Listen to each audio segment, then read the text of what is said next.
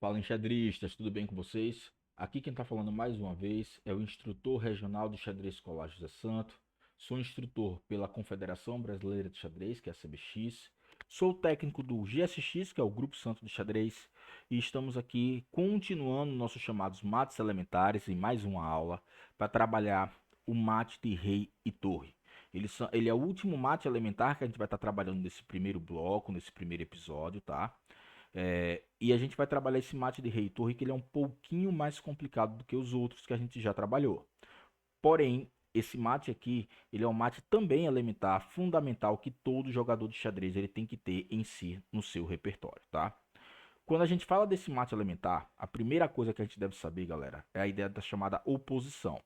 Oposição é quando um rei ele fica ou de frente para o outro, ou em diagonal para o outro, ou lateral para o outro, que ele acaba limitando o espaço que o adversário ele pode andar. Porque vou dar um exemplo. O rei a gente sabe que ele não se aproxima um do outro, obviamente. Como o rei não se aproxima um do outro, nesse caso aqui ele está em uma oposição diagonal. Então, o rei branco ele está limitando o rei preto de entrar, de andar para essa casa.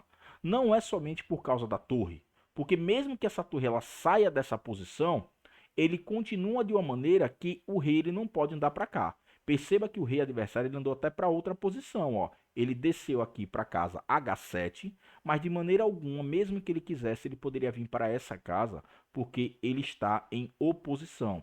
Isso faz com que o rei seja bloqueado em certas situações. Aqui a ideia, galera, que a gente deve entender é que para dar esse checkmate, a gente vai precisar muito da ajuda do rei, principalmente dando aqui o que nós chamamos de oposição. Então a primeira coisa que a gente deve fazer é dar oposição para que chegue numa situação como essa aqui, para que a gente possa dar o mate. Como assim, Santo? O mate eu vou dar a oposição para que eu possa bloquear os espaços do adversário. Quando eu bloqueio o espaço do adversário, o adversário ele fica limitado, ele não pode andar para certas situações. Então eu posso vir com minha torre e dar o checkmate. Só que aí é o problema, Santo, isso aí é besteira. Eu não quero saber somente a posição de dar o mate. Isso aí eu consigo ver. Eu quero saber como levar o adversário para chegar na posição do mate. E essa parte é uma situação que alguns adversários acabam, alguns jogadores, na verdade, acabam às vezes se complicando. E é o que a gente vai trabalhar hoje. A gente vai fazer igual aos outros mates. Primeira coisa, a gente vai ver em qual fileira o adversário está. Ele está aqui na fileira número 4. Então, se ele está na fileira número 4, eu vou colocar minha torre na fileira número 3.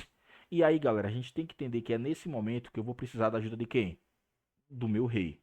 Porque como a torre não é igual à dama, ela não anda em diagonal, o rei ele consegue se aproximar da torre. Então, por isso, eu preciso que o meu rei esteja protegendo minha torre em todos os momentos. Então, eu vou andar com o meu rei para que ele possa começar uma proteção da minha torre. E aí eu vou começar uma dica para vocês, que é uma dica de perseguição.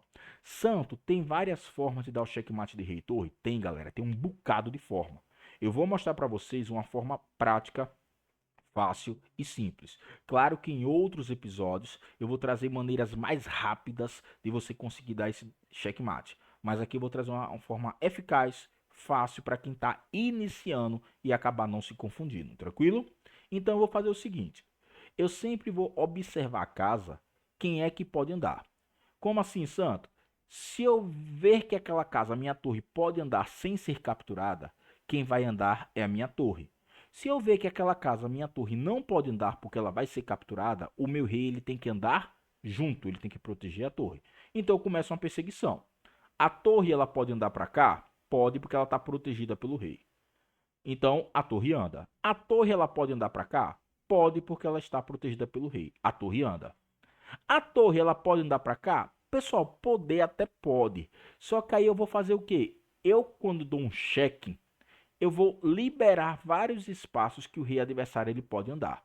Então a minha ideia não é dar cheque, é diminuir o espaço para fazer que o rei ele chegue nas fileiras, nas colunas, né, do canto do tabuleiro, que é o que a gente precisa para poder dar o chamado checkmate.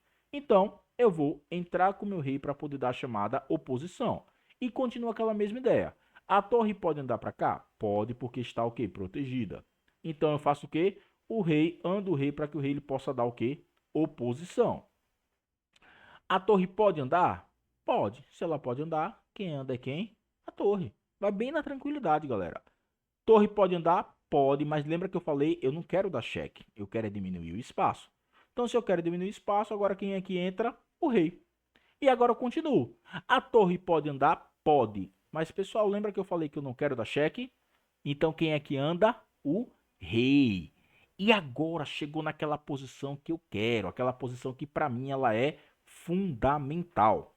Pessoal, sempre que o rei, olha essa dica, tá? Tem que decorar essa dica, infelizmente. Sempre que o rei chegar nas três últimas colunas, né? Lembre que a coluna ela é em pé. Sempre que o rei chegar nas três últimas colunas, ele está bloqueado e pronto para o mate.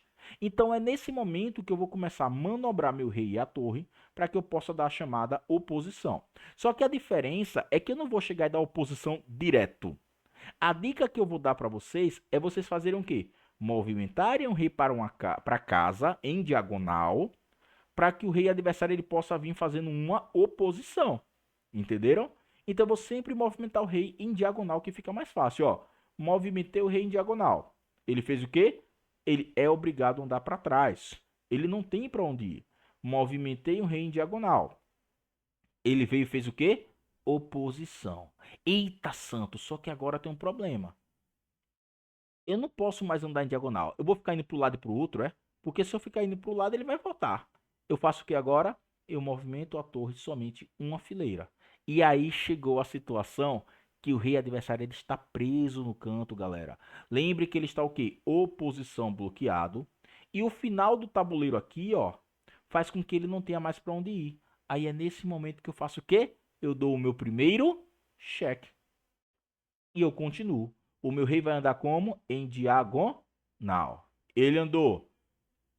A torre pode ficar aqui? Não. Então eu aproximei da torre. Rei chegou na posição que? No canto. Então eu dou o meu cheque. Faço como agora? Ando em diagonal. Ele atacou minha torre, eu protegi minha torre. Ele chegou no canto, eu vim aqui e dei o chamado cheque mate. Galera, eu sei que essa posição não é uma situação, não é um checkmate tão fácil como os outros que a gente viu. Ele é um checkmate um pouquinho mais complicado, um pouquinho mais complexo, você realmente precisa treinar. Por isso que mais uma vez eu estou deixando aqui os exercícios para que você possa treinar, dando esse tipo de checkmate. Espero que vocês aproveitem esse treino, possam aí ter completado essa primeira etapa dos chamados mates elementares. E aí, desejo um bom treino para vocês. Foquem nas atividades para que vocês possam fixar essa ideia de mates elementares. Em outro momento, eu vou trazer outros mates elementares que não são tão comuns, mas que é interessante também jogadores de xadrez saberem dar esse checkmate, que é o mate de rei e dois bispos, e também o chamado de mate de rei e cavalo, cavalo e bispo, na verdade, né? Que é o terror para a maioria dos enxadristas que às vezes acaba não sabendo dar mate de rei, cavalo e bispo. Claro que é uma posição muito rara de aparecer, não é tão simples, não é tão fácil. Eu jogo xadrez há 23 anos, já participo de muitas competições e eu nunca me deparei em uma competição, em uma posição que chegasse ao final de mate, que eu precisasse dar um mate de bispo e cavalo, né? Nem em competição e nem jogando partidas normais de maneira amigável. Então, não é um mate tão comum, mas também é interessante que todo enxadrista ele saiba. Então, finalizamos aqui mais uma etapa dos nossos mates elementares básicos. E aí, desejo um bom treino para vocês, galera, e até a próxima. Beijão, tchau, tchau.